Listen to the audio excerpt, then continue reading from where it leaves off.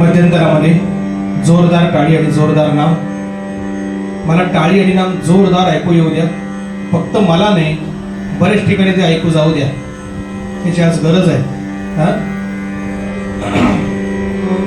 गोपाला गोपाला देवकी नंदन गोपाला, गोपाला गोपाला देवकी नंदन गोपाला, गोपाला गोपाला देवकी नंदन गोपाला,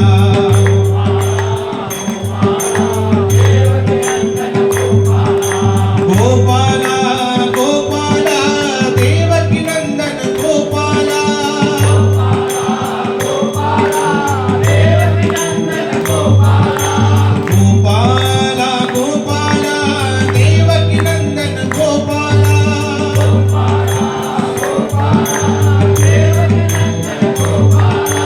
गोपाला गोपाला देवकी नंदन गोपाला, गोपाला गोपाला देवकी नंदन गोपाला, गोपाला गोपाला देवकी नंदन गोपाला, गोपाला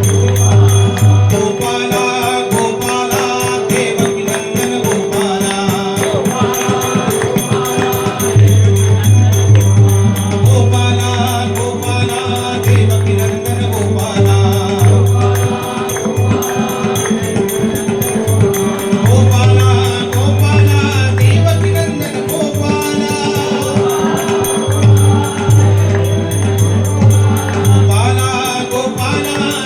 नंदन गोपाला, गोपाला गोपाला देवकी नंदन गोपाला, गोपाला गोपाला देवकी नंदन गोपाला, गोपाला गोपाला देवकी नंदन गोपाला, गोपाला गोपाला देवकी नंदन गोपाला, गोपाल कृष्ण भगवान की जय, राजाधिराज प्रभु रामचंद्र भगवान की जय, जगदम्बा माता की जय, मंगलमूर्ति मोरया.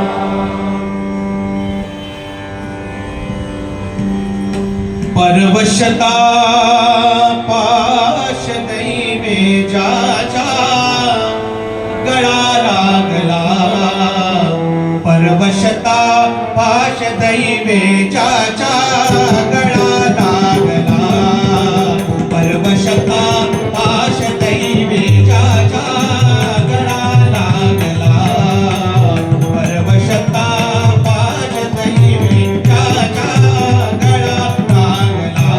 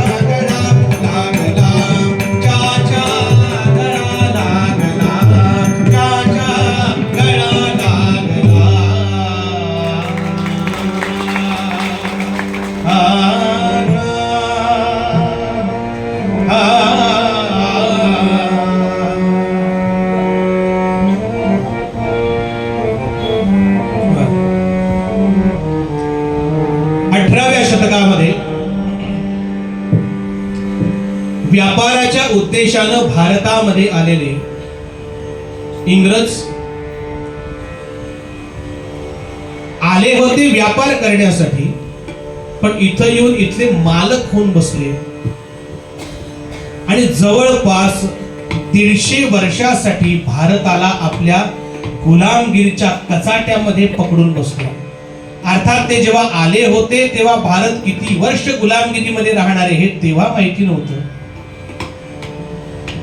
पण याच्यामध्ये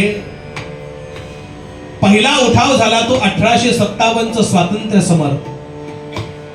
त्याच्या पूर्वी पूर्ण सत्ता ब्रिटिशांची जवळपास आली होती आणि या सगळ्यामध्ये सर्वात शेवटी ज्यांनी आपली हत्यारं खाली ठेवली ते म्हणजे नानासाहेब पेशवे. नानासाहेब पेशव्यांनी सर्वात शेवटी आपली हत्यारं खाली ठेवली आणि जे काही किल्ले छत्रपतींचे म्हणून सांभाळले होते ते सगळे किल्ले इंग्रजांच्या ब्रिटिशांच्या ताब्यात द्यावे लागले. सगळ्या किल्ल्यांच्या किल्लेदारांना ह्या आज्ञा सुटल्या की इंग्रजांच्या हातामध्ये आपले किल्ले देऊन टाका, किल्लेदारी संपली आहे, आपल्या हातातून आपलं राज्य गेलं आहे. मग त्याच्यामध्ये जे जे कोणी होते त्यांनी देऊन टाकले किल्ले, पण काही लोक जे होते त्यांनी मात्र बाणेदारपणासाठी किल्ला लढवायचा प्रयत्न केला आणि अशा प्रयत्न केलेल्यामध्ये एक किल्लेदार होते ज्यांचं नाव आहे अनंतराव फडके.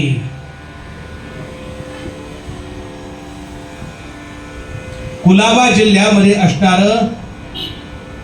कर्नाळा नावाचा किल्ला, या किल्ल्याची किल्लेदारी होती अनंतराव फडके यांच्याकडे. ब्रिटिशांशी युद्ध करताना त्या युद्धामध्ये त्यांचा एक पाय तुटला. पाय तुटला तो तुटलाच, पाय गेला तो गेलाच. युद्धही हातातून गेलं, किल्लाही हातातून गेला आणि आता इस्टेट होती, थोडीफार जमीन जुमला होता म्हणून पनवेलच्या जवळ असणारं शिरढोण नावाचं एक छोटस गाव, त्या गावामध्ये वास्तव्य चालू आहे. आणि या अनंतरावांच्या पोटी जन्माला आलेला त्यांचा मुलगा बळवंत आणि बळवंताच्या पोटी जन्माला आलेला मुलगा म्हणजे आजच्या चरित्र कथेचा चरित्र नायक आद्य क्रांतिकारक वासुदेव बळवंत फडके.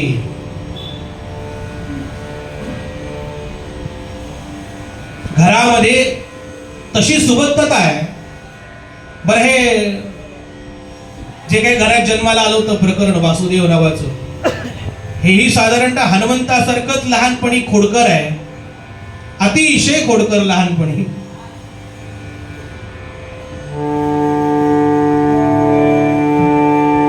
आणि वासुदेवाचा घरामध्ये जन्म झाला आणि काय सांगावं महाराज, कर्नाळा किल्ल्याचे, कर्नाळा किल्ल्याचे किल्ले करी ख्यात नामचे, किल्ले करी ख्यात नामचे फडके.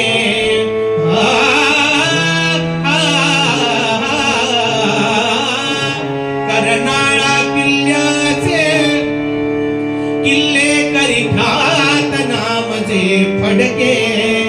पुनरपि कुडीत यांच्या, पुनरपि कुडीत यांच्या स्वातंत्र्याची ध्वजा नवी फडके.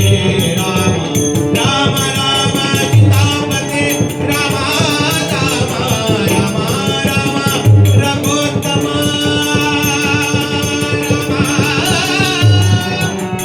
राम रे राम राम राम राम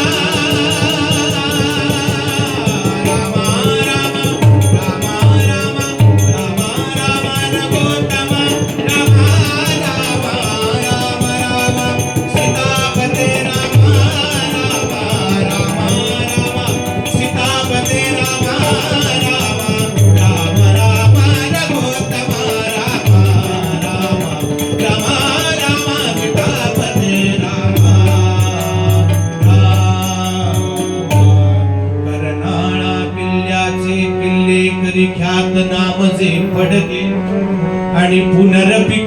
तयांच्या स्वातंत्र्याची ध्वजा नभी फडके.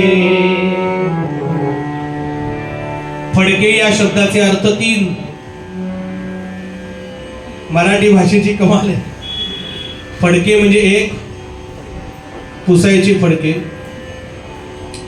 दुसरं फडके, फडकणे. आणि तिसरं आडनाव. पु ल देशपांडे विनोद करायचे याच्या. अमुक अमुक वस्ती कुठे ठेवली, मला काय पुसतोस, फडक्याला पूस. आता फडक्याला पूस याचे अर्थ दोन. पुसणे म्हणजे पुसणे आणि पुसणे म्हणजे विचारणे. फडक्याला पूस, मला काय पुसतोस.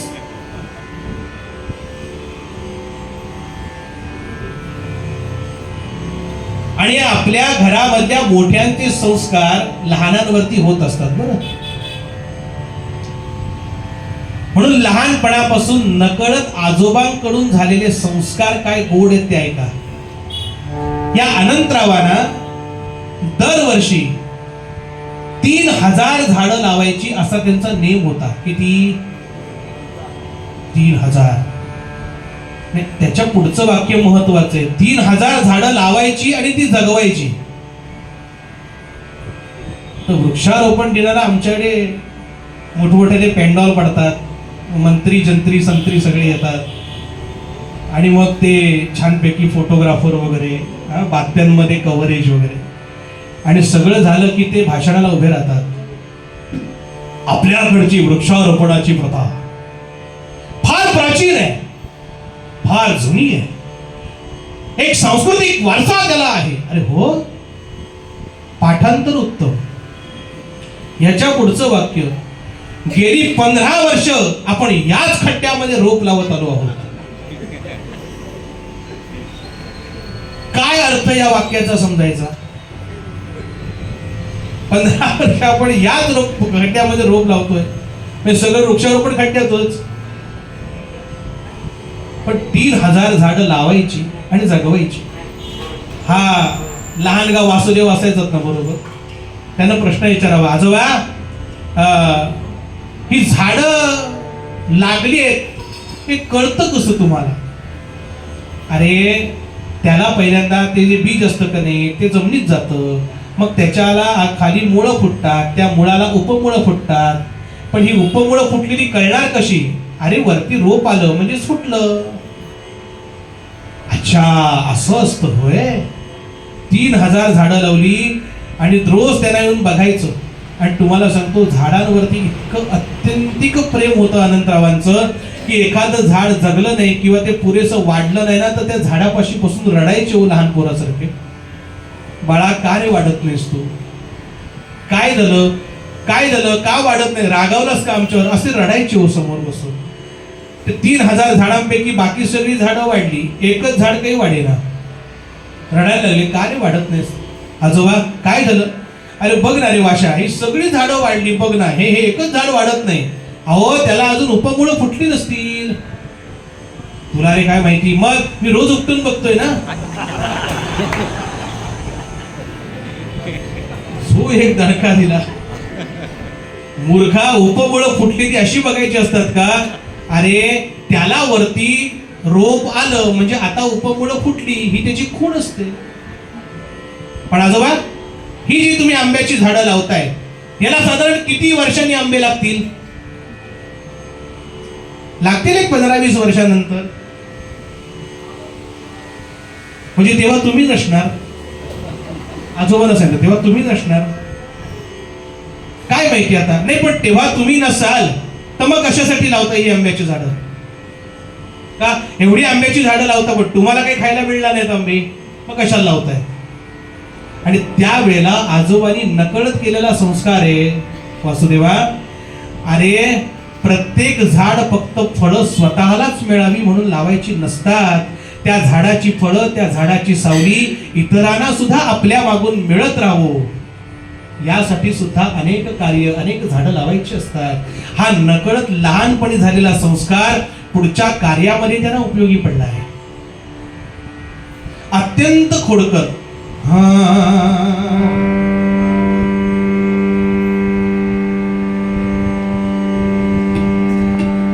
बरं, अभ्यासामध्ये तसं म्हणाल तर काही कमी नव्हे, पण हुल्लडबाजी प्रचंड.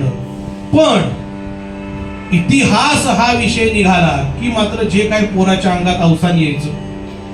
इतिहास इतिहास म्हणजे त्यांच्या घरचे सांगतात की आम्ही त्यांना जुना जो सगळा इतिहास, तात्या टोपे 1857 स्वातंत्र्य समोर वगैरे आम्ही सांगायचो ना, तुम्हाला सांगतो म्हणाले हा ढसा ढसा पोरगा रडायचा, एवढी हुल्लडबाजी करणारा. आणि ते म्हणजे तेच वाचत बसायचं. आणि वाचत म्हणजे कसा, घेऊनी उत्कंठेने, म्हणजे कविवर्य तिवारी वर्णन करतात.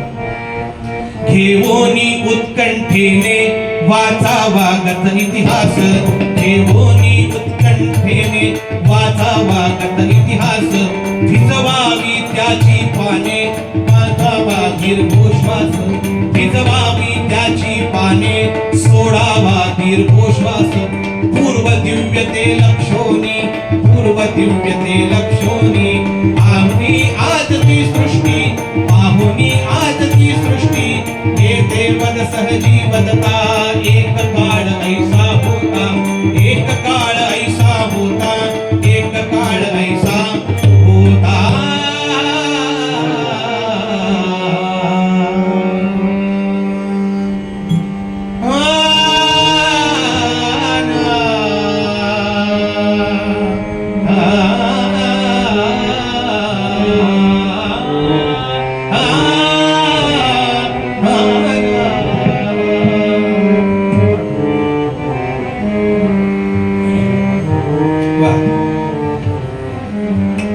लहानपणी खेळ काय,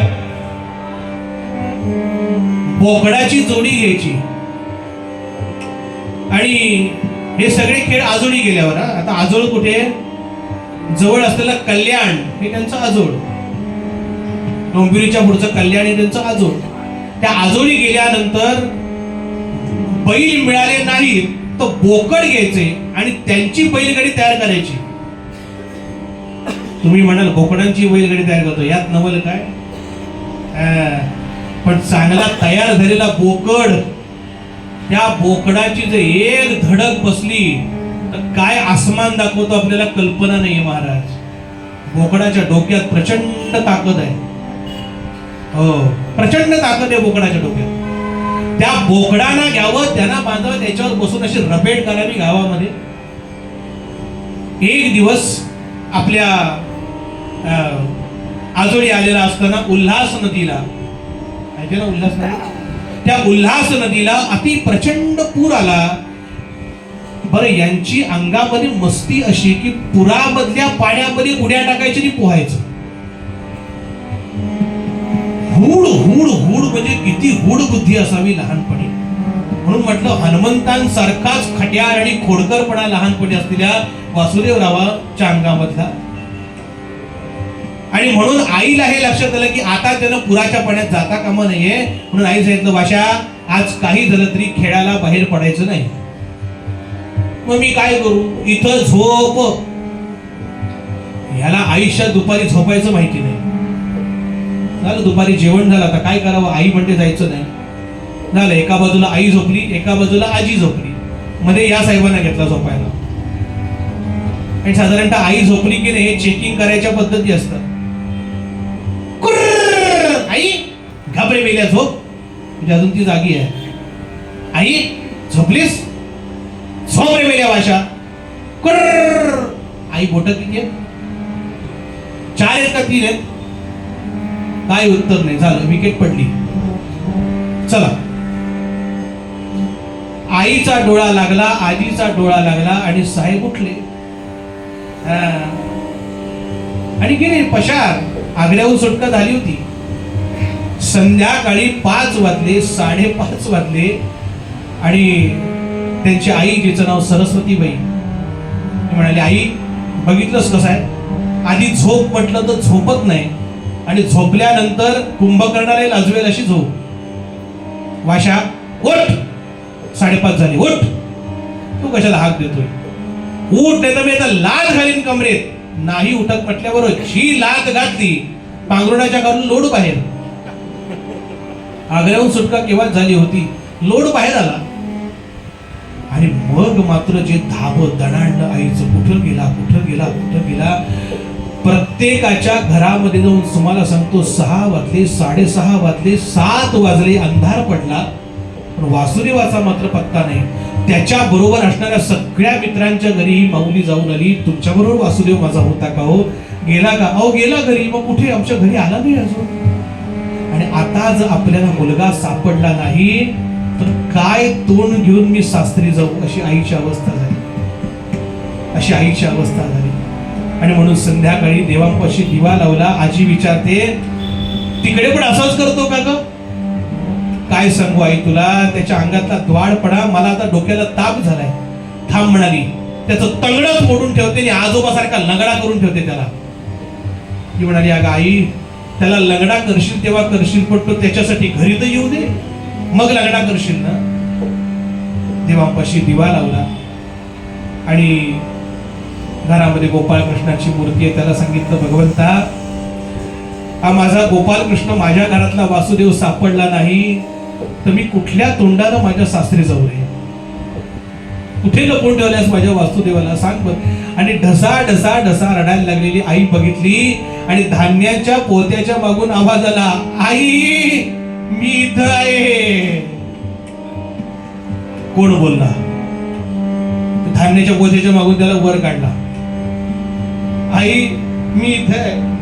आणि इतका वेळ मी हाका मारत होते तेव्हा मी केव्हा चालू आहे? समोर काय आलास? आजी म्हणाली, मी तुझं तंगड मोडून तुला लंगड करणार आहे म्हणून नाही आलो. मी घाबरलो. आजी म्हणली, मग आता काय तुला सोडणार आहे की काय? सोडणार आहे तुला? आताही लंगडा करणार होते तुझ्यासाठी. आई तुझी रडते. आजी, माझी आई रडते, मग तू मला खरंच लंगडा कर. आणि आईच्या डोळ्यामधले अश्रू पुसले. हा प्रसंग इतका करुण आहे. त्या आईच्या डोळ्यामधले अश्रू पुसले आणि अश्रू पुसल्यानंतर आईला विचारलं, आई तू रडतेस माझ्यासाठी? माझ्यासाठी? आजीनं सांगावं, बाळ, आज तू सापडलास नाही म्हणून एकदा रडणारी आई दिसली, पण तू अभ्यास नीट करत नाहीस म्हणून तुझी आई तुझ्यासाठी रोज रडते. तू तुला का नाही दिसत नाही? मी अभ्यास करत नाही म्हणून तू रडतेस आई? आजपासून माझा तुला शब्द आहे, यानंतर माझ्यासाठी माझ्या आईनं रडलेलं मला कदापि आवडणार. यानंतर कसा अभ्यास करतो बघच. आणि जो तिथून आला, तुम्हाला सांगतो, एका इयत्तेत 1च वर्ष होतं म्हणून सगळ्या इयत्तेने ते एकदमच पार पाडल्या असत्या. विशेष गुणवत्ता घेऊन सगळ्या इयत्तांमध्ये पास झाला नव्हे. त्यानंतर त्यांनी सरकारामध्ये नोकरी पत्करली. का? पुढचं जे कार्य करायचं आहे त्या कार्यासाठी ते महत्वाचं होतं. ज्या सरकारला आपल्याला उलथवून टाकायचं आहे त्याची ताकद काय आहे हे त्यांच्यामध्ये राहूनच जसं कळेल, मग त्याच्यासाठी त्यांची नोकरी पत्करली. पण नोकरीवर असताना सुद्धा काय ते शांत नाही बसलेले. मग या नोकरीमध्ये शस्त्रागार कुठे असतं, मग त्यातल्या बंदुका कुठून कशा बाहेर पडतात, मग त्या स्क्रॅप मधून कधी कशा बाहेर पडतात, त्या किती रुपयाला मिळतात, इत्थंभूत माहिती काढली. मग हे बाहेर काढणारा माणूस कोण आहे,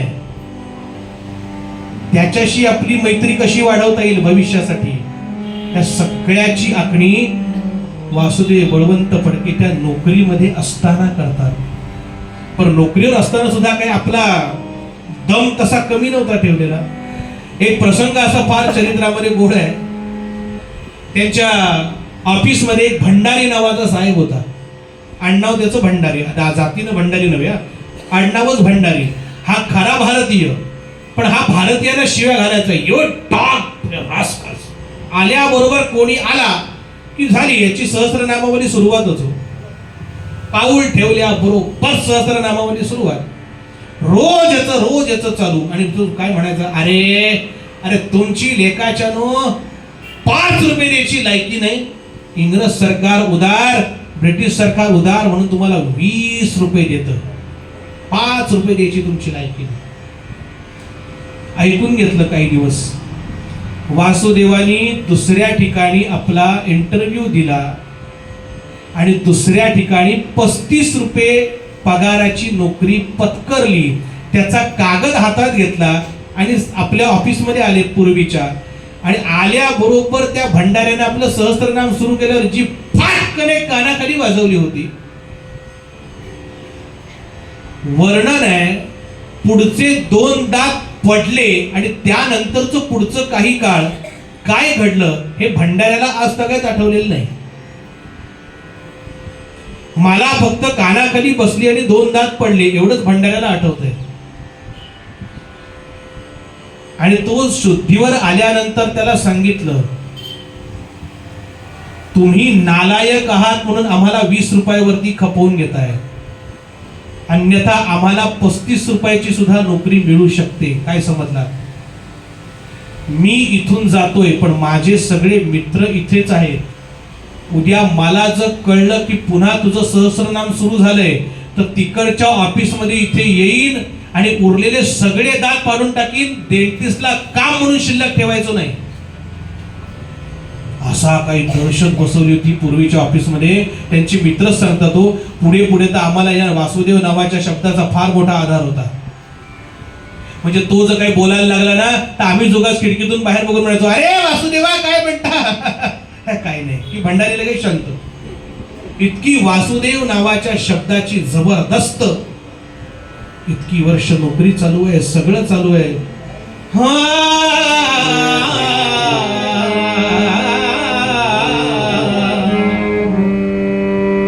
आणि अचानक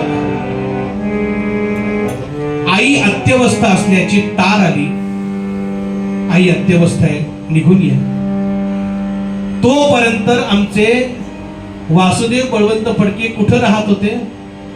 मुद्दाम सांगतो, हे मुळातले दत्त भक्त आहेत. आणि दत्त भक्ताला पुण्यामध्ये राहण्यासाठी जागा कुठे मिळावी? सदाशिव पेठेमध्ये असणारं नृसिंहाचं मंदिर. आता त्या नृसिंह मंदिराची प्रचंड पडझड झाली आहे. त्या नृसिंह मंदिरामध्ये त्यांनी आश्रय घ्यावा आणि तार मिळाली म्हणून रजेचा अर्ज टाकला. साहेब, माझी आई अत्यवस्थ आहे, मला गेलं पाहिजे, पण वरिष्ठासी माया कधी येत नाही आणि रजा वासुदेवा मिळालीच नाही. उलट मुद्दाम तो कुत्सितपणे असं म्हणतो ब्रिटिश अधिकारी, तुमच्या घरातल्या बायकांना आत्ताच बरं आजारी पडायला वेळ मिळतो. वासुदेवाने सांगितलं, साहेब, आमच्या घरातल्या बायका दिवसवार पाहून आजारी पडत नाहीत. आतापर्यंत माझी आई इतकी कष्टाळू आहे, कधीही तिनं हंतरुणाला आपलं अंग लावून ती आजारी पडल्याचं मी बघितलेलं नाही. पण तसंच काहीतरी तिच्या जीवाचं काहीतरी कमी अधिक झालंय म्हणून आजारी पडले. आणि तुम्ही रजा मान्य करत नाही म्हणता. परवा तुमच्या घरातली मांजर आजारी पडली म्हणून तुम्ही 4 दिवस रजा घेतली, ती मंजूर झालेली मी बघितली. म्हणजे घरातली मांजर आजारी पडली म्हणून तुम्ही रजा घेऊ शकता, पण आमच्या घरातली आमची आई आजारी पडली तर तुम्ही रजा देऊ शकत नाही. रजा मिळणार नाही, गरज नाही तुमच्या नोकरीची, म्हणून मी राजीनामा ठेवला आहे. तुम्हाला मान्य करायचं तर करा. मी निघालो. बाहेर पडले. त्यावेळेचा पासून प्रसिद्ध असलेलं पुण्यामधलं खडीवाले वैद्य, आजही अजून ते आहे खडीवाले वैद्य.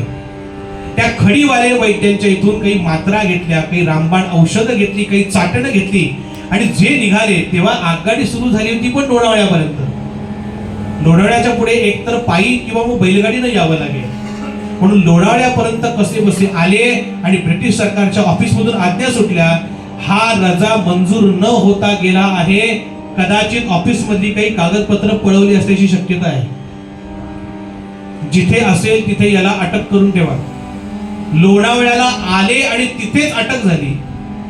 झडती घ्यायची. कशाबद्दल? नाही, ते वरच्या अधिकाऱ्याने सांगितलंय. अरे कसली झडती? हे मी ते कपडे काढून ठेवतो, नुसता लंगोटीवर घरी जातो. काय तुम्हाला झडती घ्यायची ती घ्या. नाही, ते तसं नाही, वरचे साहेब यायचेत ना, पण वरतून आदेश होता. काम सावकाश झालं पाहिजे, घाई करायची नाही, जेणेकरून त्याला घरी जाऊ द्यायचा नाही. आणि इकडं शिरढोण नावाच्या एका छोट्याशा गावामध्ये आईला घरघर लागली हो. आणि आईनं आपल्या पोराच्या नावाचा टाहो केला. भेटवा वासुदेवा मजला, भेटवा वासुदेवा मजला भेटवा वासुदेवा, मजला भेटवा वासुदेवा, पुत्र करारी प्राण विसावा, पुत्र करारी प्राण विसावा, भेटवा वासुदेवा, मजला भेटवा वासुदेवा, भेटवा वासुदेवा. आला का हो माझा वासुदेव? नाही ग, तार केले, पत्र पाठवले, येईल येईल, रडू नको.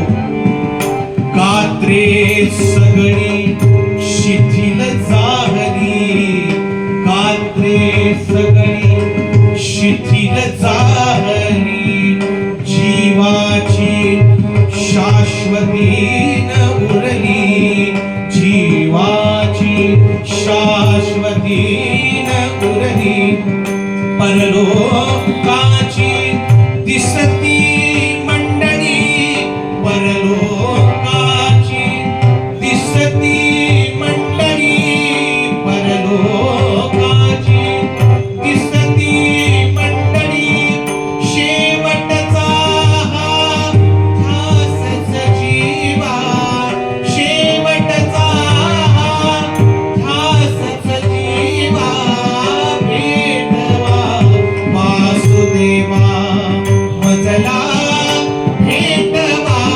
वासुदेवा, भेटवा भेटवा भेटवा वासुदेवा.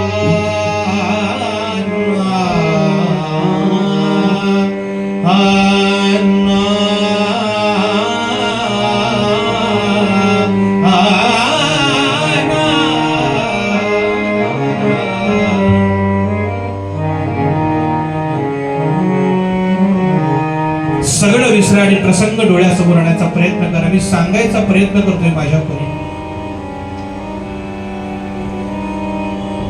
जवळपास 1-2 दिवस त्याला अडकवून ठेवला आणि 2 दिवसानंतर कशी बशी सुटका झाली.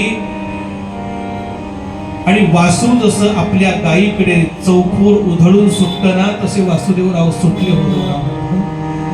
वाटेमध्ये एक बैलगाडी गाठली, त्या बैलगाडीच्या मालकाला माग बसवलं आणि आपण त्या बैलांच्या इथं बसून असं काही त्याला पळायला लावलंय वासुदेवानी. शिरडोनच्या फक्त वेशीवरती आला, तिथं बैलगाडी सोडली आणि जो धावत निघाला, धावत निघाला निघाला निघाला निघाला. ज्यानी ज्यानी त्याला बघावं ना, त्या प्रत्येकानं डोळ्याला पदर लावावा, आपला रुमाल लावावा आणि मनाशी घरातल्या बायकांनी म्हणावं, आला हो आला, सरस्वतीचा बाळ आला ग आला. प्रत्येकाच्या डोळ्यामध्ये पाणी. घरामध्ये गेला, बाहेरच्या झोपाळ्यावरती बळवंतराव बसलेत. बळवंतरावाने तिथं गेल्यानंतर आणलेली औषधं बाजूला ठेवली आणि पटकन वडिलांच्या पाया पडायला खाली वाकले.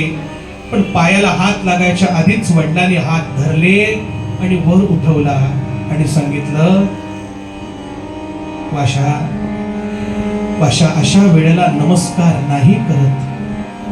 अशा वेळेला म्हणजे बाबा, अहो कशाला काळजी करता? अशी एक एक रामबाण औषध आणलीत, अशी एक एक मात्रा आणलीत. अहो नुसती मात्रा चाटवली ना तर आई उठून बसेल. आत्ता आत्ता आई बरी होईल, कशाला काळजी करता?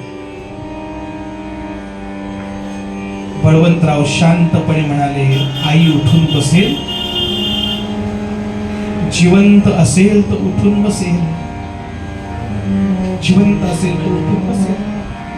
म्हणजे आई गेली, काल संध्याकाळीच गेली. शेवटपर्यंत तुझ्या नावाचा अखंड टाहो चालू होता. शेवटपर्यंत तुझं नाव मुखामध्ये होतं. तुझ्यासाठी शेवटपर्यंत डोळ्यामध्ये अश्रू होते. आज सकाळी सगळं अंत्यकर्म करून आत्ताच घरी आलो. बाबा, आई गेल्यानंतर तिचा देह कुठे ठेवला होता मला दाखवता.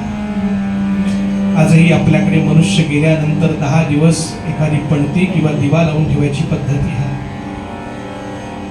दार उघडलं आणि खोली दाखवली.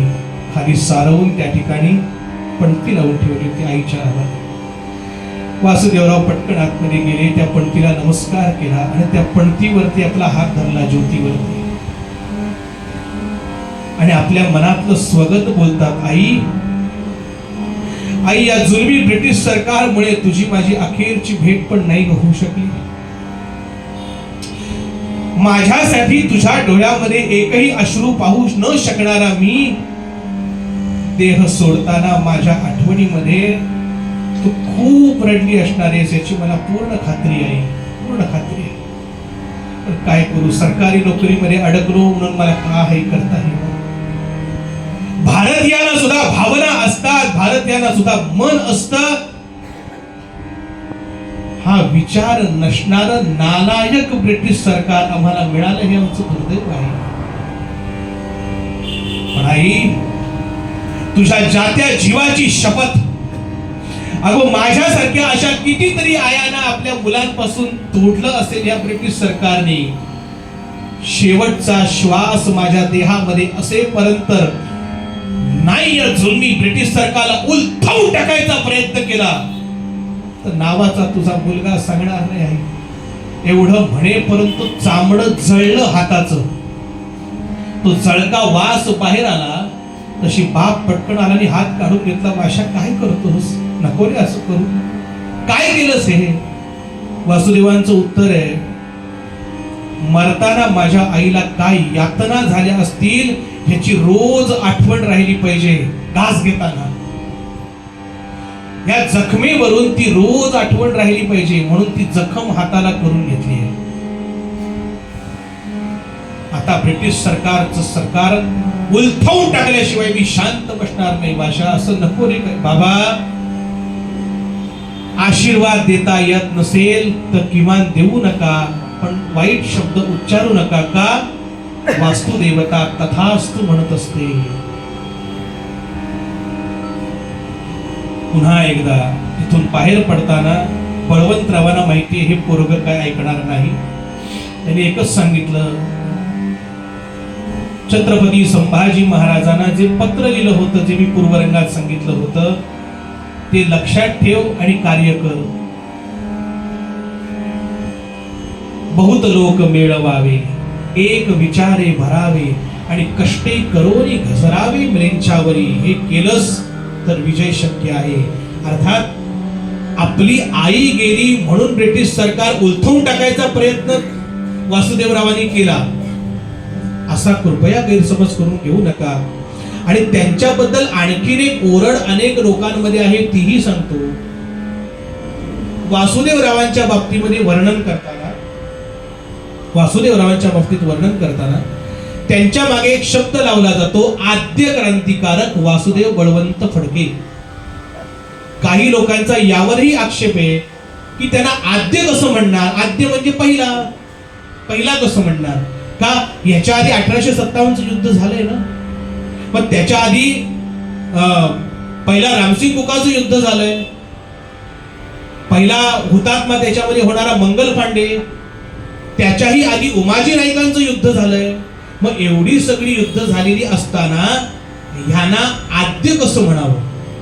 त्याचं कारण असं आहे, उमाजी नाईक असतील, रामसिंग कुका असेल, झाशीची राणी लक्ष्मीबाई असेल, नानासाहेब पेशवे असतील, तात्या टोपे असतील, या सगळ्यांनी जेव्हा युद्ध केलं होतं तेव्हा यांच्याकडे स्वतःचं सैन्य होतं, स्वतःची शस्त्रास्त्र होती, काहीतरी आपल्याकडे बहुमत होतं. पण कुठलंच बहुमत नसताना जे तुटपुंज लोकांना घेऊन लढले म्हणून त्यांना नावे आद्य क्रांतिकारक वासुदेव बळवंत फडके. लोकांचा प्रश्न पडे किती महिने लढले हो.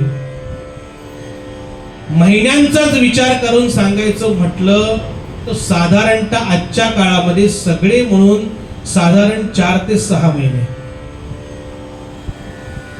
6 महिने म्हणजे खूपच सांगितले, 3 ते 4 महिनेच. 4 महिन्याचं एवढं कसलं कौतुक करायचं, 4 महिन्याचं एवढं कसलं कौतुक. 3/4 बहुमत असताना काय 3/4 बहुमत असताना पाठीत खंजीर खुपसून का असेना, पण बहुमत असताना आपली सत्ता जेव्हा राज्यावरती येते आणि ही सत्ता बहुमतात असलेलं सरकार ज्या वेळेला 100 दिवस टिकतं, त्यावेळेला 100 दिवसानंतर सोहळे होतात ओवाळण्याचे.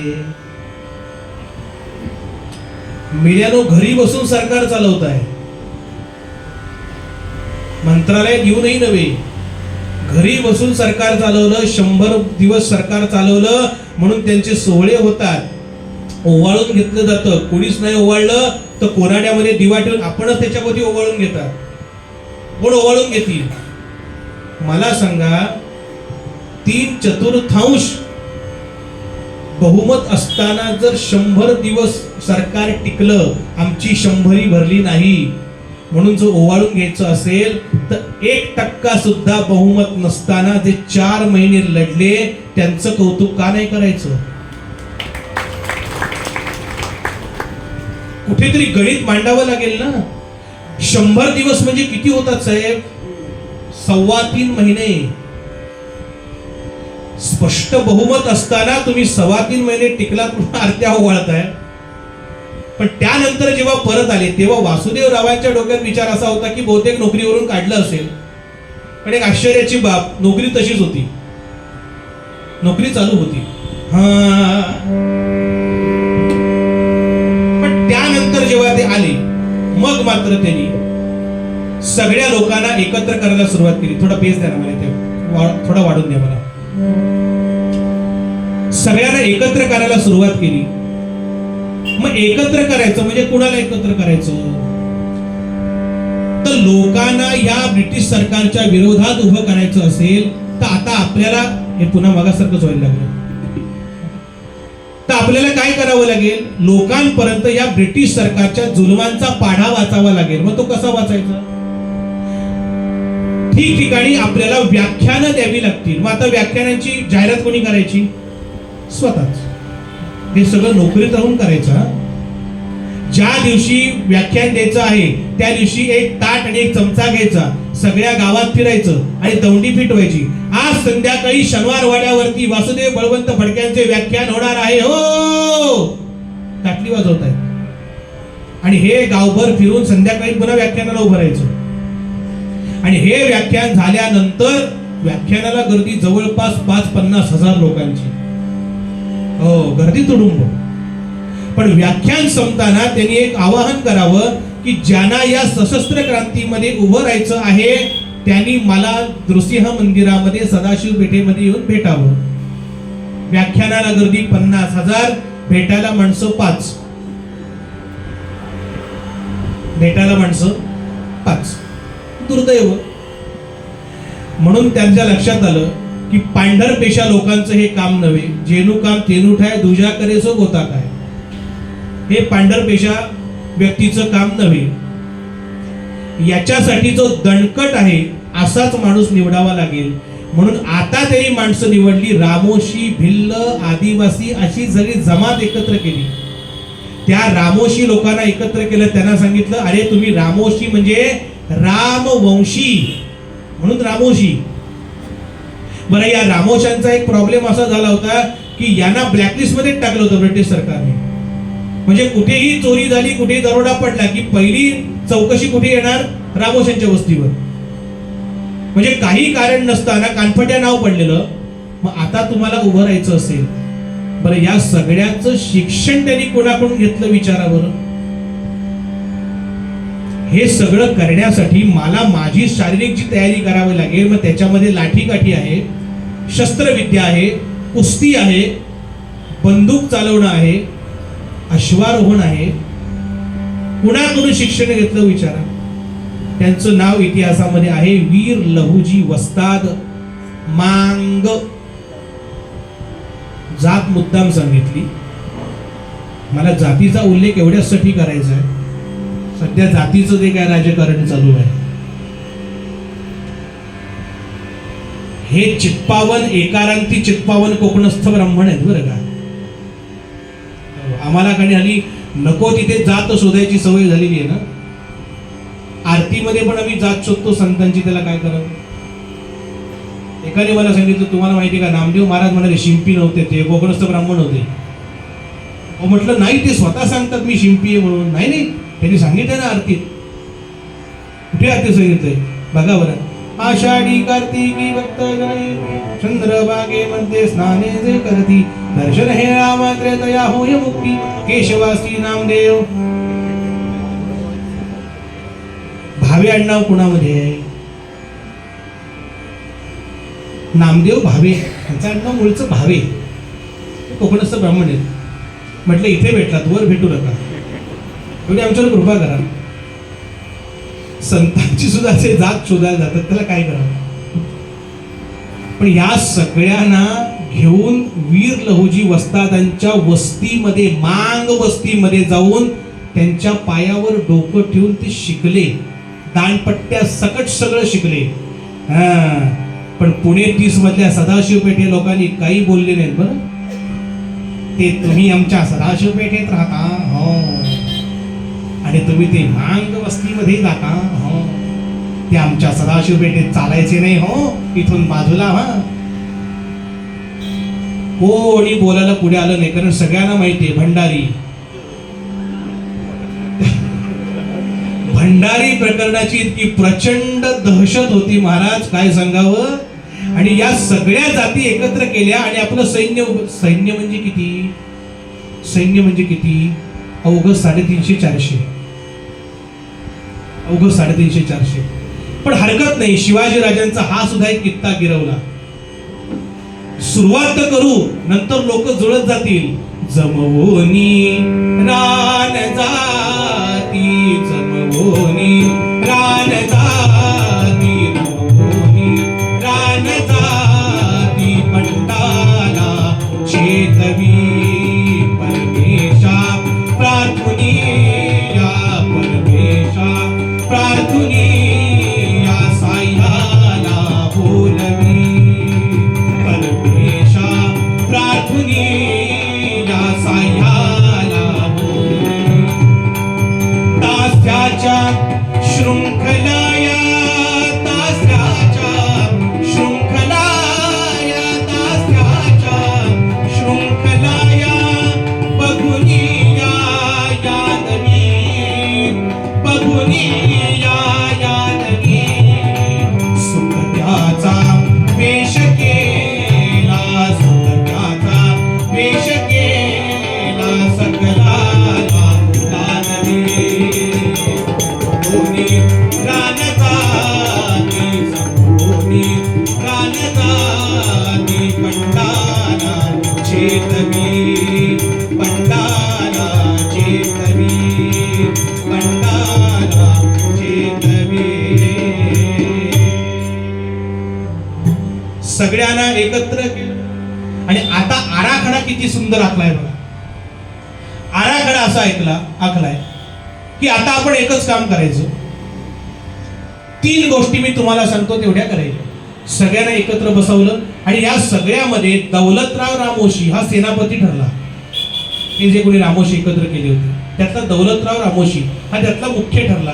तुम्ही सगळ्यांनी रिपोर्टिंग कोणाला करायचं? दौलतरावाला. दौलतरावासारखा सच्चा रामोशी सेनापती म्हणून मिळाला. काय असतं, रावणाकडे राज्यामध्ये सगळेच काही रावण नसतात हो, त्याच्यामध्ये काही विभीषणही असतात. मग ते विभीषण बरोबर फोडून इकडे आणायचे असतात आपण, बाकी रावण मारून टाकायचे, विभीषण आपल्याकडे आणायचे. तसा हा दौलतराव रामोशी मिळाला, त्याला सेनापती केला. आणि आता कार्य असं ठरलं की पहिल्यांदा आपण काय करायचं, लोकांकडे आपल्या कार्यासाठी पैसे मागायचे. पण लोक आपल्याला या कार्यासाठी पैसे देणार नाहीत म्हणून नाईलाजाने काही गावांमध्ये आपण दरोडा टाकायचा. मी 18व्या शतकातलं सांगतोय. काही गावांमध्ये दरोडा टाकायचा. त्या गावामधले जे दुष्ट धनिक सावकार आहेत, श्रीमंत आहेत, जे गरिबांना नाडता आहेत, त्यांच्या घरातलं धन असेल ते लुटायचं, दागिने लुटायचे. अर्थात पूर्णत्वानं त्याला नागवायचं नाही. पुन्हा श्रीमंत होता येईल एवढं भांडवल त्याच्याकडे ठेवायचं. वरची सूज तेवढी आहे, तेवढी सूज फक्त काढून घ्यायची. श्रीमंतीची जी सूज आली आहे ना, ती सूज काढून घ्यायची आणि हे दरोडा टाकल्यानंतर त्या दरोड्याची त्याला पावती द्यायची लिखित. ऐकलाय का असा दरोडा कुठे? दरोड्याची पावती द्यायची की इतकी इतकी रक्कम, इतकं इतकं सोनं, इतकं इतकं तुमचे दागिने स्वातंत्र्याच्या कार्यासाठी मी तुमच्याकडून घेतले आहेत. स्वातंत्र्य परत आल्यानंतर एवढ्या एवढ्या व्याजाने तुम्हाला परत करेन. खाली सही दौलतराव रामोशीची. हे सगळं झाल्यानंतर त्या ठिकाणी आपला एक लोकपाल त्या गावामध्ये ठेवायचा. काय असतं, सगळे बदलायची गरज नाही. एक लोकपाल बदलला की खालचे सगळे बदलतात. एक लोकपाल आपल्या त्या गावामध्ये ठेवायचा, बाकीच्यांनी पुढच्या गावामध्ये जायचं. 2 बंदुका सरकारच्या, मी मगाशी म्हटलं बंदुका कुठून मिळतात? त्या स्क्रॅप मध्ये कुठून काढल्या जातात? त्या खडकी फॅक्टरीतून कशा बाहेर पडतात? ते कसं कळणार? त्याच्यासाठी आम्हीच तिथे होतो, आम्हाला माहितीये. बंदुकांची व्यवस्था होईल. एक बंदूक माझ्याकडे असेल, एक दौलतराव रामोशी सेनापतीकडे असेल आणि 2 बंदुका आपलं संरक्षण करायला सीमेवर उभ्या असणाऱ्या 2 आपल्या लोकांकडे असतील. 4-5 बंदुका मिळाल्या होत्या. आणि तिसरा सर्वात मोठा एक काही पराक्रम केला असेल तर तिसरं सांगितलं, ब्रिटिशांची तुरुंग फोडायची. तुरुंग कशाला फोडायची? दौलतरावांनी विचारलं. त्यातले कैदी आपल्यामध्ये सामील करून घ्यायचे. कारण त्याला हे पक्क माहितीये की पुन्हा जर ब्रिटिशांचं सरकार आलं तर पुन्हा आपल्याला आतच जायचंय. मग आता तुम्हाला बाहेर राहायचं असेल तर युद्ध करत राहा. बरं काय असतं, सामान्य माणसांपेक्षा त्याच्याकडे जरा धाडस अधिक असतं म्हणून तो आतमध्ये गेलेला असतो. या अधिक धाडसाचा आपल्याला उपयोग होऊ शकतो.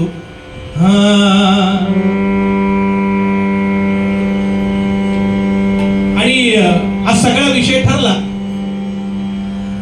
पहिला जो हल्ला झालाय तो पुण्याच्या शेजारी असणाऱ्या धामारी नावाच्या गावावरती झालाय.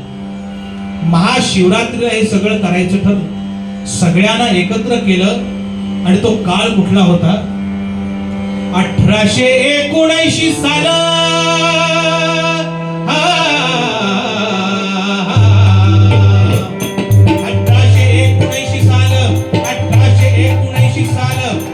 1879 साल मोठ गंजाळ केला कल्लोळ पुणे सातारा नगर जिल्ह्यात. पुणे सातारा नगर जिल्ह्यात कुलाबा भोर संस्थान येतात. कुलाबा भोर संस्थान येतात. वासुदेवाचे वीर फिरतात जी. वासुदेवाचे वीर फिरतात जी. वासुदेवाचे आला वासुदेव बळवंत.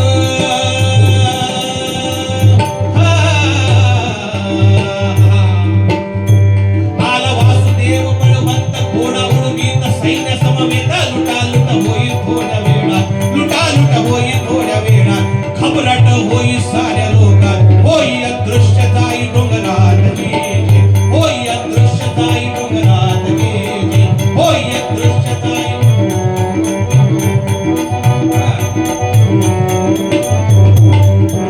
हे वासुदेव बळवंत होऊनी घोड्यावर स्वार.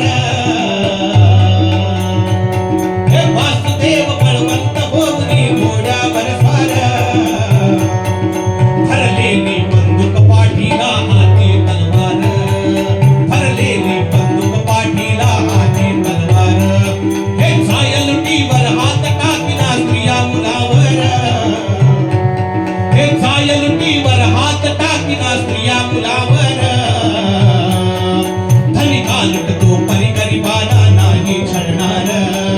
धनिका लुटतो परी गरिबाना नाही छळणार.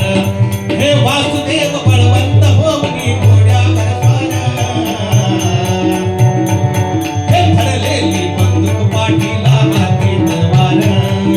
भरलेली बंदूक पाठीला हाती तलवार. हाती तलवार. हाती तलवार.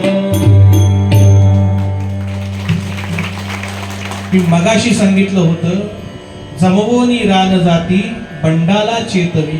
त्याच्यामध्ये शेवटचं वाक्य होतं, दास्याच्या शृंखला या बघुनी या यादवी सुतक्याचा वेश केला सकलाला लाजवी. वेश असा केला होता वासुदेवरावांनी. आता दाढी करायची नाही, केस उडवायची नाही, मिशी सरळ करायची नाही आणि कपाळाला तिलक लावायचं नाही. लोकांनी विचारलं असं का, असं का? त्यांचं उत्तर होतं की माझी भारत माता परदास्यामध्ये आहे म्हणून मी सुतकात आहे. ते सुतक संपलं की मग तिलक लावणार, दाढी करणार. ती दाढी अशी वाढली होती, डोक्याच्या जटा झाल्या होत्या, हे भरदंड तब्येत, पाठीला भरलेली बंदूक, हातामध्ये नंगी लखलख लखलख करणारी तलवार आणि असा तो महायोग्यासारखा दिसणारा आमच्या वासुदेवरावांचं रूप. तुम्हाला सांगतो जवळपास पुढल्या 3-3.5-4 महिन्यामध्ये अनेक गावांचा ताबा आता वासुदेवरावांच्या हातामध्ये आला.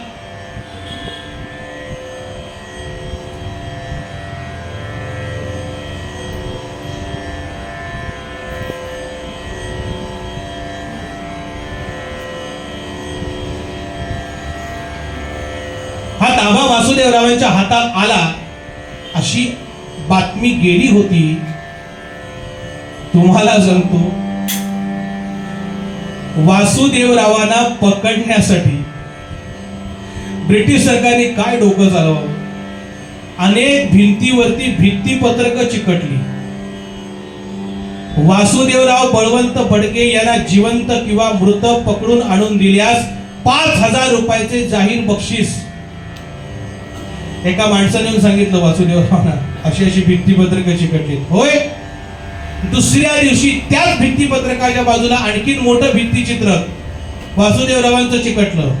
मुंबईच्या गव्हर्नरचे डोके कापून आणणाऱ्यास 9,000चे बक्षीस. वासुदेवरावांचा विचार साधा होता, ज्यांना पैशासाठीच हे काम करायचे तो माझं काम आधी करेल ना. 5,000 पेक्षा 9,000 मोठे आहे, तो माझं काम आधी करेल. तुम्हाला सांगतो मी आता पुण्यावर चाल करून येतो आहे एवढा फतवा फक्त जेव्हा निघाला, वासुदेव घेणार पुणे, वासुदेव घेणार पुणे, वासुदेव घेणार पुणे. घाबरले लोक दारुण दुःख दारुण जी, घाबरले पुण्याचे लोक दुःख दारुण जी, घाबरले पुण्याचे. तो आला सैन्य घेऊन, तो येईल सैन्य घेऊन, तो येईल सैन्य घेऊन. घाबरले पुण्याचे लोक दुःख दारुण जी, दुःख दारुण जी, दुःख दारुण जी.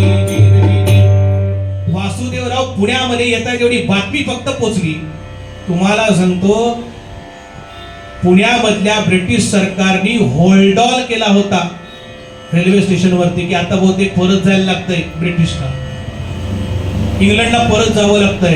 अर्थात ही आवडी उठली होती. वासुदेवराव पुण्यामध्ये आलेच नाहीत, पण एक गोष्ट अशी घडली की पुण्यामधले 2 मोठे सरकारी वाडे पेटले आणि त्या सगळ्या गडबड गोंधळामध्ये 2 रामोशी पकडले गेले. इथं मोठी पंचायत झाली. 2 रामोशी पकडली गेले, त्यांना बेदम चोपला चौकीवर नेऊन. आणि या सगळ्या गोष्टीवरती कंट्रोल ठेवायला एक ऑफिसर दिला होता. त्या ऑफिसरचं नाव इतिहासामध्ये प्रसिद्ध आहे, मेजर डॅनियल. हा मेजर डॅनियल दिला होता. अतिशय धूर्त, अतिशय मतलबी असणारा डॅनियल. त्याला चोपताना बघितलं, ते काही बोलत नाही हे बघितलं. डॅनियलनं फक्त एकच सांगितलं, मारू नका, त्यांना सोडून द्या, ह्यांना सोडून देऊ, मी सांगतोय ना सोडून द्या. त्यांना सोडून दिलं आणि आपल्या माणसांना आज्ञा केला, ह्यांचा पाठलाग करा, कारण हे सुटल्यानंतर आम्ही सुटलो हे सांगायला तिथं जातील. आणि बरोबर तेच झालं. जाळ्यामध्ये सापडले ते 2 रामोशीचे सुटले, ते आम्ही सुटलो या आनंदात दौलतराव रामोशी आणि वासुदेवरावांना भेटायला गेले की आम्ही सुटलो. बस मागून येणाऱ्या पोलिसांना पता लागला. आता मेजर डॅनियलनं हा ना ना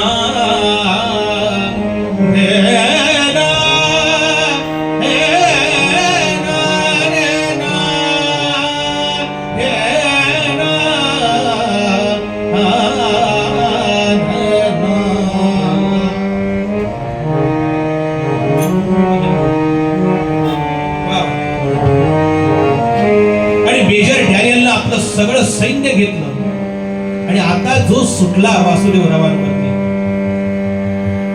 सगळ्यांनी सांगितलं वासुदेवरावांना, वासुदेवराव लाख मेला तरी चालेल, लाखांचा पोशिंदा जगला पाहिजे.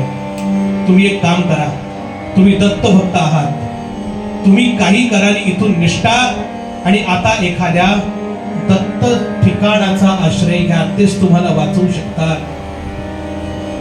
म्हणून जे निघाले, कुठं जायचं? धाव धाव धाव गुरुदत्ता, धाव धाव धाव गुरुदत्ता, धाव धाव धाव गुरुदत्ता, धाव धाव धाव गुरुदत्ता, धाव धाव धाव. महाराष्ट्रामधून निघाले, पुण्यामधून निघाले. थोडा आवाज वाढून द्या, थोडा आवाज यांच्यापेक्षा वाढून द्या. गाणं चालू असताना वाढून द्या. पुन्हा पुण्यामधून निघाले आणि कुठं गेले?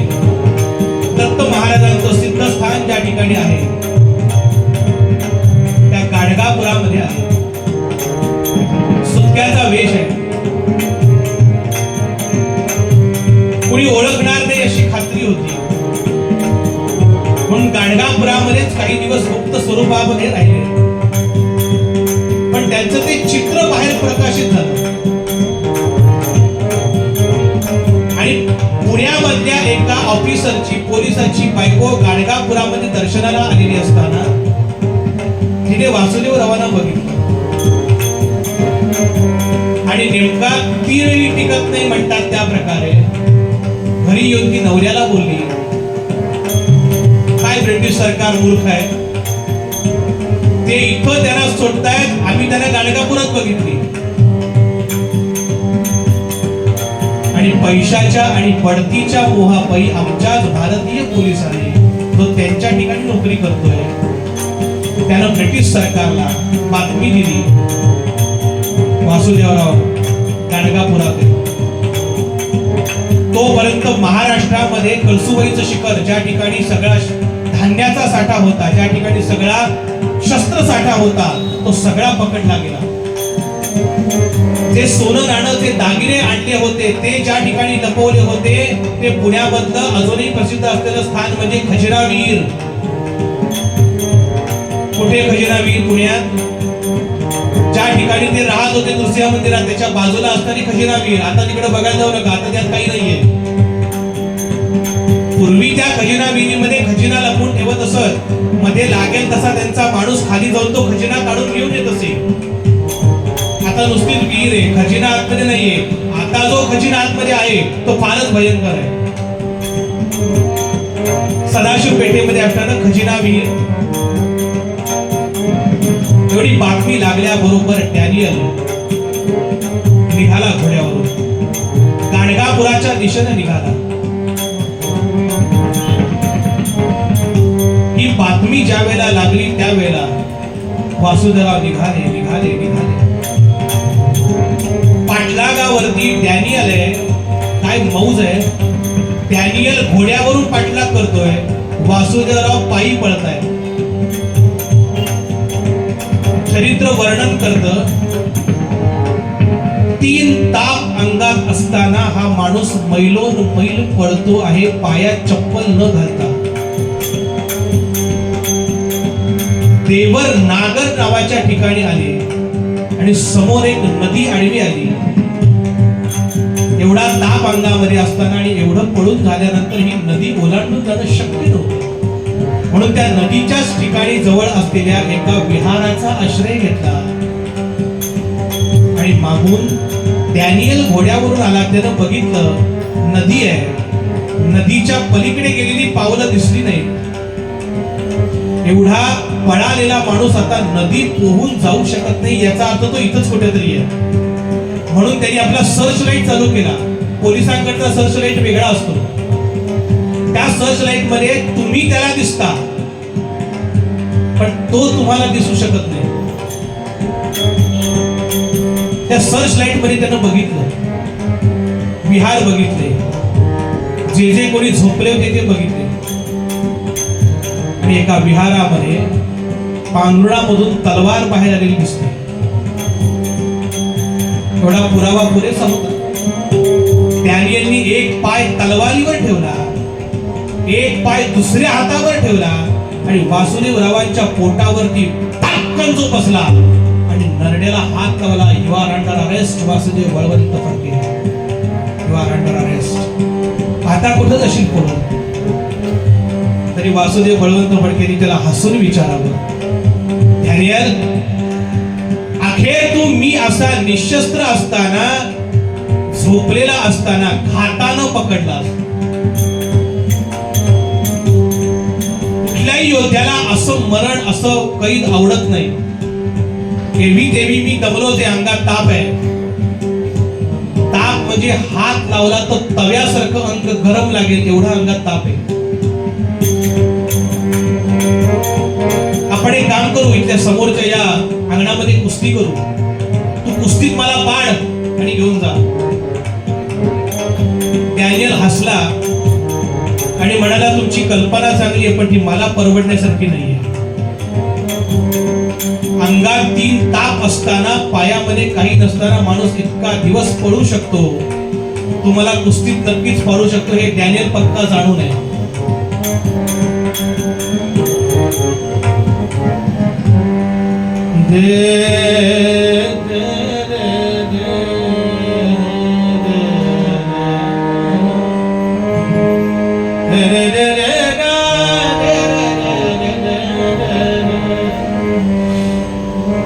अटक केली, पुण्यामध्ये आला, खटला चालवला.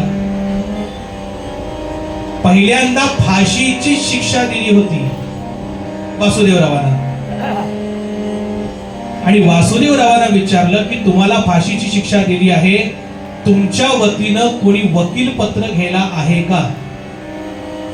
वासुदेवरावांनी खाली मान घालून न्यायालयामध्ये सांगितलं की माझ्या वतीनं कोणीही वकील पत्र घ्यायला नाही, झालेली फाशीची शिक्षा मला मान्य आहे.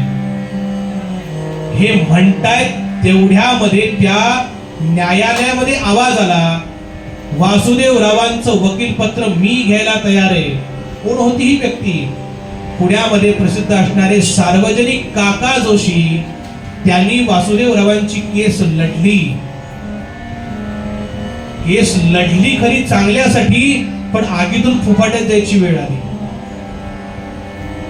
फाशीनं एका क्षणामध्ये सगळं संपलं असतं.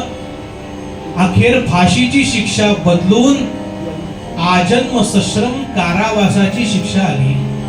आणि ती सुद्धा कुठं? एडन, भारतामध्ये नाही, एडन. एडनला न्यायचं ठरलं. न्यायालयाच्या बाहेर कैद्याच्या वेशामध्ये असलेले वासुदेवराव. काय घडलं असेल डोळ्यासमोर चित्र उभं करा. वासुदेवराव आले, हातापायामध्ये बेड्या बांधलेल्या. त्याचा एक कमरेचा पट्टा इथे, त्या कमरेच्या पट्ट्याला सगळ्या त्या बेड्या जोडलेल्या, साखळ्या जोडलेल्या, पायातल्या, हातातल्या, गळ्यातल्या. कैद्याचा वेश अंगावरती. तुम्हाला सांगतो, वासुदेवरावांचं दर्शन घ्यायला जवळपास सगळा महाराष्ट्र लोटला होता. तुडुंब गर्दी होती. त्यांनी सरकारला विनंती केली की त्यांना थोडंसं बोलू द्या, आम्हाला त्यांना ऐकायचं, बोलू द्या. मान्य झाली, परवानगी दिली सरकारनं. लोकांना वाटलं कदाचित पुन्हा एकदा काहीतरी स्वातंत्र्याबद्दल बोलतील. नाही बोलतो. फक्त सगळ्यांना उंचावून हात जोडून फक्त एवढंच सांगितलं, बाबानो, बाबानो, मला माफ करा, मला माफ करा. का? तुमचं घेतलेलं धन, तुमचं घेतलेले दागिने, तुमचं घेतलेलं सोनं मी तुम्हाला परत नाही देऊ शकलो. स्वातंत्र्याच्या कार्यासाठी मी ते सोनं आणि धन घेतलं होतं, पण मी तुम्हाला ते परत नाही देऊ शकलो, मला माफ करा. लोक म्हणाले, वासुदेवराव, अहो तुमचं ते सोनं आणि ते धन हवंय कुणाला? आणलेल्या चिठ्ठ्या लोकांनी समोर फाडून टाकल्या, ह्या तुमच्या रिसीट केलेल्या फाडून टाकल्या पावत्या. आम्हाला तुम्ही हवे आहात. माझं काय होईल मला कल्पना नाही, पण बाबानो, उद्या एडन मध्ये जर जीव जायची वेळ आली तर किमान त्या परदेशामध्ये मातृभूमीवरती देह सोडल्याचा आनंद मिळावा, यासाठी या माझ्या मातृभूमीची कुणी माती मला 2 मूठ देतात आहे. तुम्ही म्हणाल हा धड धाकट दिसतो, स्वतःला वाकून गेला, काय झालं? बाबा हो, माझ्या कमरेच्या भोवती हा जो लोखंडी पट्टा बघता आहात, त्या पट्ट्याला आतून खिळे आहेत. मी जरा जरी हालचाल केली तरी ते खिळे माझ्या पोटामध्ये आणि पाठीमध्ये रुततात, कण्यामध्ये रुततात आणि जखम करतात. मी वाकू शकत नाही. कोणी देता का रे मला माती? कोण माती देणार? कारण सगळ्यांना माहिती आहे आज त्यांना 2 मूठ माती म्हणजे उद्या ब्रिटिश सरकारकडून आपल्याला मूठ माती. पण अशा वेळेला जे लाठी काठीचे वर्ग चालू केले होते, एक काळ त्याच्यातले एक छोट पोरग पुढे आलं, वासू काका मी देऊ तुला माती? दे बाबा दे. इवल्याच्या हाताने त्यांनी 2 मूठ माती उचलली आणि एका कापडामध्ये बांधून ते कापड बांधलं, दिली. सगळ्यांना नमस्कार करून, जणू काही अखेरचा नमस्कार करून वासुदेवराव एडनला गेले. एडनला गेल्यानंतर सुद्धा शांत बसलेले नाहीत. जवळपास वर्षभर दिगंबरा श्रीपाद वल्लभ दिगंबरा हातातल्या आणि पायातल्या बेड्या एकमेकावरती आपटून त्या झिजवून तोडल्या आणि जो दरवाजा उपकायला उचलून नेला, किमान 10 ते 12 माणसं लागतात, तो दरवाजा पाठीवर घेऊन हा माणूस पळाला आणि जी भिंत असते त्या भिंतीला तो दरवाजा लावून त्याच्यावरतून पलीकडे उडी टाकली. वाटलं होतं की किमान समुद्राकडे जाता येईल, समुद्रातून पोहून जाता येईल, पण नवीन प्रदेश होता, दिशा आपल्याला माहिती नव्हत्या. आणि अर्थात पळाला म्हटल्याबरोबर आतमध्ये शोधाशोध सुरू झाली. जेलरने विचारलं किती माणसं पळाली? 11 माणसं पळाली. कशावरून? हा दरवाजा आणला तेव्हा 10 माणसं लागली होती. काउंटिंग झालं, 1 2 3 4 सगळे हजर आहेत. मग एकटा पळाला. जेलरला झीड याची वेळ आली. जो दरवाजा 10 लोक आणायला लागतात, तो एकटा भीम सारखा पाठीवरून घेऊन जातो आणि म्हणून उंट घातले पाठीवरती. अर्थात वाळूमध्ये माणूस कितीही मोठ्यानं धावला तरी पाय रुततात, तो वेगानं धावू शकत नाही. त्या ठिकाणी उंटांची गती आपल्यापेक्षा अधिक पडते. उंटावरून जेलरनी पाठलाग सुरू केला आणि आता एखादं समोर जहाज दिसेल, त्या जहाजाला हात दाखवावा म्हणून हात वर केलेले वासुदेवराव, पाठमोऱ्या वासुदेवरावांच्या पाठीवरती ब्रिटिश सरकारच्या तुरुंगातला धार लावलेला वेद जो मी मगाशी सांगितला, त्या वेताचा एक राख दिशी जो फटका बसला पाठीवर, ओढून काढला. मांसाचे आणि रक्ताचे थेंब खाली पडले. करून जे वळतायत तोपर्यंत पोटावर दुसरा फटका बसला. सगळ्या शरीरावरती वेताच्या फटक्याने फोडून शरीर छिन्न विच्छिन्न करून टाकलं आणि आता त्या वाळूमध्ये गडाबडा लोळून त्या रक्ताची वाळूमध्ये मिसळलेली सगळी ती असं ते शरीर फरफटत देऊन पुन्हा एकदा आतमध्ये ठेवलं आणि त्यांच्या पाठीवरती एवढं ओझं दिलं की हा माणूस जाऊच शकत नाही. हेच घेऊन त्यांनी झोपायचं, हेच घेऊन त्यांनी जगायचं, हेच घेऊन त्यांनी काम करायचं. बरं, वासुदेवराव तसे कर्मठ होते. चामड्याच्या वाटीमध्ये किंवा कशामध्ये काहीतरी पाणी दिलं तर ते पीत नसत, जेवण दिलं तर ते खात नसत. ब्रिटिश सरकार मुद्दामून त्यांना त्याच्यातच जेवण देईल. वर्षभर जवळपास असं गेलं, अन्न पाणी नाही. कधीतरी मिळालं तर मिळालं, नाही तर नाही. आणि अखेर मृत्यूचा दिवस जवळ आला. आपल्याच महाराष्ट्रामधले फलटण या ठिकाणी राहणारे डॉक्टर बर्वे ते एडनला गेले होते सरकारी डॉक्टर म्हणून. त्यांनी तिथं गेल्यानंतर विचारलं की मला वासुदेवरावांना भेटायचंय. कुठली कोठडी? जेलरने जे उत्तर दिलं त्या उत्तरावरती बर्वे अवाक झाले होते. जेलरनी उत्तर दिलं, इथून सरळ चालत जा आणि ज्या कोठडीला दरवाजा नाही ती कोठडी फडक्यांची आहे, ज्या कोठडीला दरवाजा नाही ती कोठडी फडक्यांची आहे. अवाक झाले, चालत चालत पुढे गेले आणि त्या कोठडीमध्ये मुटकुळ होऊन बसलेली जीर्ण झालेली ती शरीर यष्टी बघितली फडक्यांची. बर्वेना डोळ्यावरती विश्वास बसेना. महाराज, एक काळ भलथंड असणारा हा आपला माणूस काय अवस्था आहे. आतमध्ये गेले, चालताही नीट येणं, खुरडत खुरडत खुरडत चालत फडके. आल्यावर विचारलं, फडके ओळखलत का? फलटणचा बर्वेना रे. अजूनही मेमरी स्ट्रॉंग आहे. फलटणचा बर्वेना रे डॉक्टर. होय हो, तुम्ही आलात म्हणजे आमचं मरण जवळ आलं. हा शब्द आहे तो. तुम्ही आलात म्हणजे आमचं मरण जवळ आलं असं का म्हणता? अहो, इथे एखाद्या कैद्याचा मृत्यू जवळ आला की मग डॉक्टर बोलावतात, त्याशिवाय डॉक्टर बोलवत नाही. म्हणून म्हटलं तुम्ही आलात म्हणजे आमचं मरण जवळ आलं.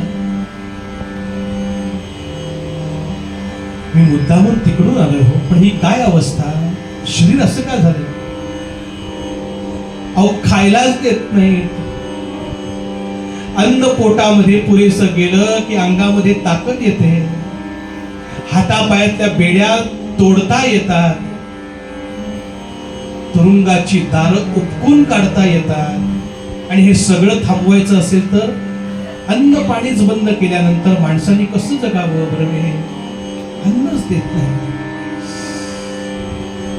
बर्वे म्हणाले, फडके मी येताना माझ्या बरोबर वरण भात आणलाय, थोडासा खाता खाता. वेडे आहात, प्रयत्न करून बघा. पण तुम्हाला सांगतो, एवढाच वरण भात, एवढाच. दात विचकून आतमध्ये टाकला आणि सांगितलं चावा. काहीच सेकंदांमध्ये बंदुकीचे छरे बाहेर पडावेत तशी फाट दिशी सगळी शीत तोंडातून बाहेर आली. दात, तोंड, शरीर ते चावायचंच विसरून गेलं. अन्न खायचं कसं आणि ते गिळायचं कसं हेच ब्रिटिश सरकारने इतक्या या वर्षभरात विसरायला लावलं फडक्याला. बर्वे, माझी 2 कामं करता. माझ्याकडे वेळ फार थोडा आहे, मला दिसतंय माझं मरण जवळ आलंय. 2 कामं करता माझी. बोला ना. एक काम असं की उद्या माझ्या मृत्यूनंतर महाराष्ट्रामध्ये मी जेव्हा लाठीकाठीचे वर्ग चालू केले होते तेव्हा त्याच्यामध्ये एक मुलगा येत होता, बाळ गंगाधर टिळक. आता फार मोठा राजकारणी झालाय असं ऐकलंय. केसरी नावाचं वृत्तपत्र काढलंय, इकडे येतात बातम्या अधूनमधून, आनंद वाटतो हो. त्याला फक्त एवढंच सांगा, त्याला फक्त एवढंच सांगा की फार काही लिहू नको म्हणावं बाबा केसरीमध्ये. एवढंच लिही की भारत मातेवरती नितांत प्रेम करणारा आणि भारत मातेची निस्तीम भक्ती करणारा, तिचा एक पुत्र, तिचा एक भक्त एडनमध्ये संपला. एवढंच लिहा. माझ्या प्रेमाखातर तो बरंच काही लिहिल, त्याला सांगा बाबा रे बाकी काही लिहू नको, एवढंच लिहा. बर्वे, ही सगळी लोक आम्हाला वेडी म्हणतात हो. आम्ही सशस्त्र क्रांतीचा लढा उभा केला म्हणून आम्हाला वेडे म्हणतात. पण भारत माता आम्हाला नाही ना वेडी म्हणणार, नाही ना वेडी म्हणणार. ध्वजनाचविता तुझा गुंतले शृंखलेत हात. शिरवाडकरांची कविता. ध्वजनाचविता तुझा गुंतले शृंखलेत हात, तुझ्या यशाचे पवाड गाता गयात येतात.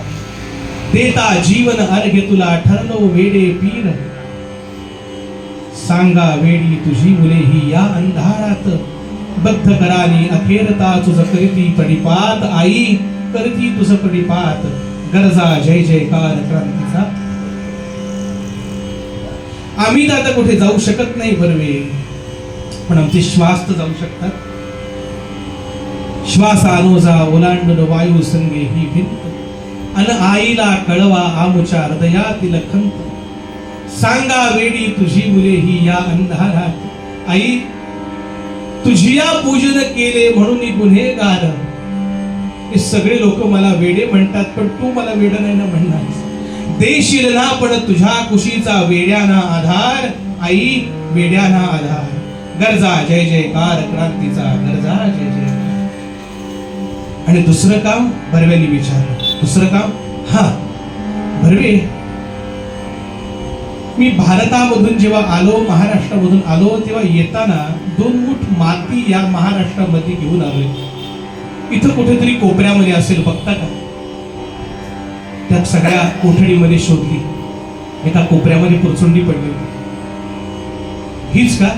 हो हो, हीच. ती उघडून दिली. बर्वे सांगतात, ती उघडल्यानंतर त्यातली माती त्यांनी पहिल्यांदा आपल्या जिभेवरती ठेवली, त्यातली माती आपल्या कपाळाला लावली आणि उरलेली सगळी माती आपल्या सगळ्या देहावरती त्यांनी सांडून घेतली आणि विचारलं, हे काय करता? मरताना आईच्या कुशीमध्ये जीव सोडण्याचा आनंद मिळावा, एवढ्यासाठी ही कृती केली. गुरुदेव गुरुदेव गुरुदेव. 3 वेळा नामस्मरण आणि जसे मागे टेकले होते तसा देहामधून प्राण निघून गेला. डोळ्याच्या वाटे प्राण निघून गेला. डोळ्यांच्या पूर्ण खाचा झाल्या होत्या. बर्वेंना वाटत होतं की अजूनही त्यांचे डोळे माझ्याशी बोलता आहे. मी डॉक्टर असून सुद्धा मला त्यांच्यावर विश्वास ठेवता येईना. मी त्यांना गदागदा हलवलं. फडके उठा, फडके उठा, आपल्याला अजूनही भारतात जायचे, फडके उठा. पण ज्या वेळेला मी नाडी बघितली त्यावेळेला कळलं, वासुदेव फडके इज नो मोर. त्यानंतर बर्वेंनी त्यांना घट्ट मिठी मारून वासुदेव राव म्हणून इतक्या जोरात अंबरडा फोडलाय. बर्वे सांगतात, वासुदेवराव गेल्याची दखल जवळपास 1 तासभर जेलरनं सुद्धा घेतली नाही. इतके दुर्लक्षित असणारे वासुदेव बळवंत फडके. आणि बर्वे भारतामध्ये आल्यानंतर तुम्हाला सांगतो, आमच्या फडक्यांचं प्रेत सुद्धा आम्हाला दिलं नाही हो महाराज. प्रेत काय, चिमूटभर राख नाही दिली फडक्यांची, चिमूटभर राख नाही दिली. आल्यानंतर टिळकांपर्यंत हा विषय पोहोचला आणि लोकमान्य टिळकांनी दुसऱ्या दिवशी केसरीच्या फ्रंट पेजला मोठ्या अक्षरामध्ये बातमी दिली आणि शब्द होते, आज पोचले स्वर्गावरती, आज पोचले स्वर्गावरती वासुदेव बळवंत. साहेबाने क्रूरपणाने केला त्यांचा अंत. दे दे तानना तानना, दे दे दे दे दे ना, दे दे ना, दे दे दे दे दे दे दे.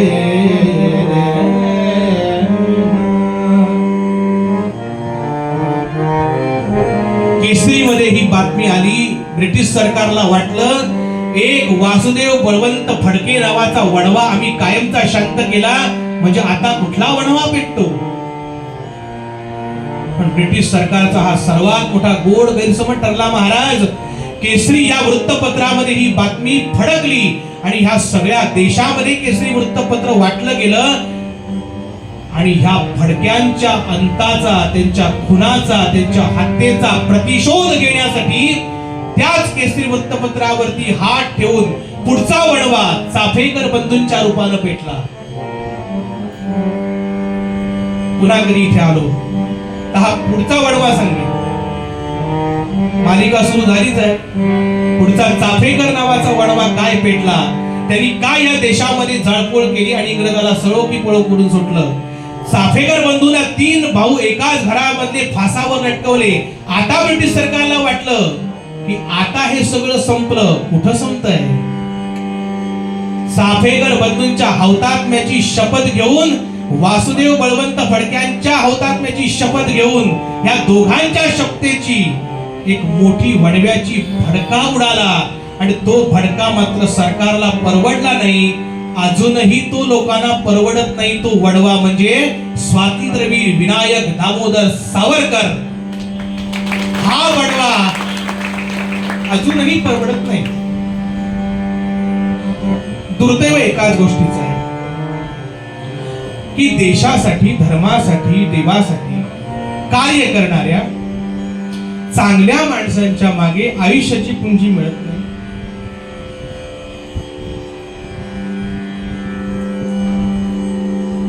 आणि सगळ्या देवी देवतांना एका बाजूला थोडं सुटलेला औरंगजेब म्हातारडा मरता मरना, अहो साधी हागवड लागे ना, झुलाब लागे ना म्हातारड्याला. अजूनही काही औरंगजेब कमी नाहीये भारतामध्ये. 90 वर्षाचे म्हातारडे झाले तरी मरता मरना औरंगजेबाच्या औलादी. सगळ्या भारताला, सगळ्या हिंदू समाजाला पोखरून काढणारे हे औरंगजेब आता कुठेतरी आपल्याला शिवाजीराजे व्हावं लागेल. शिवाजी जन्मावे पण ते दुसऱ्याच्या घरात का? तो वडवा आपल्या घरात परवडत नाही लोकांना. राजे तुम्ही पुन्हा जन्म घ्या म्हणायची वेळ येते हो. आपण राजाने एकदा जन्म घेतला ना, मग आता समर्थांचे शब्द आठवायला हरकत काय आहे? शिवरायांचे आठवावे, शिवरायांचा आठवावा प्रताप, शिवरायांचा आठवावा साक्षेप भूमंडळी. अहो जे काम रामाला शक्य आहे ते मारुती म्हणून मला सुद्धा काही प्रमाणात शक्य आहे.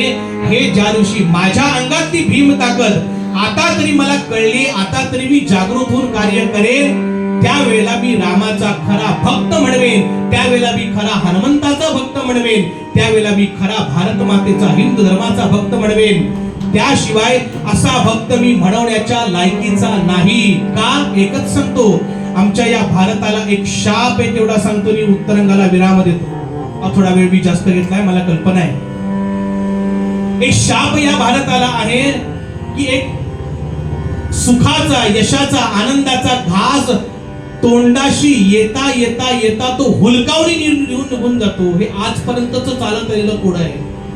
आणि या समुद्रानं, ते समुद्राचं मी काय वाकडं केलंय, काय घोडं मारलंय हेच कळेना. प्रत्येक वेळेला हा समुद्र मला आडवा आलाय, प्रत्येक वेळेला. एडन मध्ये आमचे वासुदेव बळवंत फडके समुद्रापर्यंत गेले आणि पकडले गेले. मार्सेलिसच्या बंदरामध्ये आमच्या सावरकरांनी उडी टाकली, पोहून दुसऱ्या देशामध्ये गेले आणि पकडले गेले. आणि आमचे सुभाष बाबू आकाश मार्गानं इम्फाळ पर्यंत पोचले, पण सुभाष म्हणून परत भारतामध्ये आलेच नाही. काय दुर्दैव आहे भारताचं कळत नाही हो. म्हणून बाबांनो, आता एका गोष्टीची एक नीट खात्री ठेवा आणि अनेकांपर्यंत हे पोचवा. नुसते मोर्चे काढून आणि नुसत्या रॅल्या काढून काहीही होण्यातलं नाही. तुम्हा आम्हाला हिंदू म्हणूनच जिवंत ठेवेल, हिंदू म्हणून राखेल असा पाठिंबा, अशा माणसाच्या मागे आपला जबरदस्त पाठिंबा उभं करणं हे हिंदूंनी केलं तरच उद्या तुम्ही आणि आम्ही हिंदू म्हणून उभे राहू. अन्यथा बांगलादेश व्हायला आपल्या देशात वेळ लागणार नाही. कारण बांगलादेश हे फक्त एक टूल किट आहे. खरा डाव हा भारतामध्ये करायचा आहे, त्याची फक्त एक ट्रायल बांगलादेश मध्ये केली आहे. पाकिस्तान नंतर आम्हाला भारतामध्येच राहून स्वायत्त राष्ट्राची परवानगी द्या म्हणून भागानगर म्हणजे हैदराबादचा निजाम येऊन गांधींना भेटला होता. हे त्यावेळेला शक्य झालं नाही. आजही तुम्ही हैदराबाद मध्ये जाऊन बघा, आपण भारतामध्ये आहोत का पाकिस्तानात आहोत हे कळत नाही.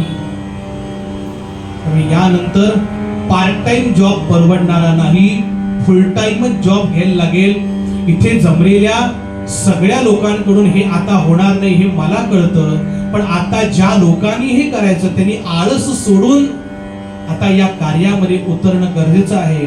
पबजी थोडा बाजूला ठेवणं गरजेचं आहे. पबजीनं काही मिळणार नाही, लोक वेडी झाली हो. हनुमंताची उपासना थोडी वाढवली पाहिजे आणि ह्या उपासनेचं फळ समर्थ म्हणतात त्याप्रमाणे सामर्थ्याची उपासना आणि उपासनेचं सामर्थ्य या दोन्ही गोष्टी हनुमंताप्रमाणे आमच्यामध्ये याव्या म्हणून त्यांना प्रार्थना करायची. शरण शरण हनुमंता रे, शरण शरण